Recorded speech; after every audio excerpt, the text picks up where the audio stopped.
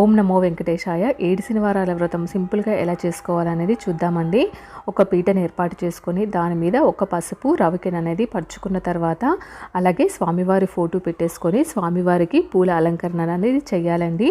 పూలతో పాటు ఒక్క తులసి దళం అన్న స్వామివారి దగ్గర సమర్పించాలి. కలశం అనేది పెట్టుకొని నేతితో దీపం వెలిగించుకున్న తర్వాత పానకము అలాగే నువ్వుల లడ్డు 7 అనేది పెట్టాలి. అలాగే మీకు నచ్చిన నైవేద్యాలు ఏవన్నా కూడా పెట్టచ్చండి. అలాగే పిండి దీపాలు ప్రతి వారము 7 పిండి దీపాలు అయితే పెట్టాలండి. ఒక్కొక్కరు పిండి దీపాలు 1 పెట్టినా 2 పెట్టినా సరిపోతుంది, లాస్ట్ వారం 7 పెడితే సరిపోతుంది అని కూడా అనుకుంటారు. అది మీ ఇష్టం అండి. మేమైతే ప్రతి వారము 7 పిండి దీపాలు అయితే పెట్టి పూజ అయితే చేస్తున్నాము. రోజంతా ఉపవాసం ఉండిన తర్వాత సాయంత్రం దీపారాధన చేసిన తర్వాత ఉపవాసం అనేది విరమించుకోవాలి. పూజ చేసిన శనివారం ప్రతి వారము ఒక్కరికైనా భోజనం అయితే పెట్టాలి. అలా పెడితే చాలా మంచిదండి. వీలు పడకపోతే ప్రసాదమైన నైవేద్యంగా పంచవచ్చు.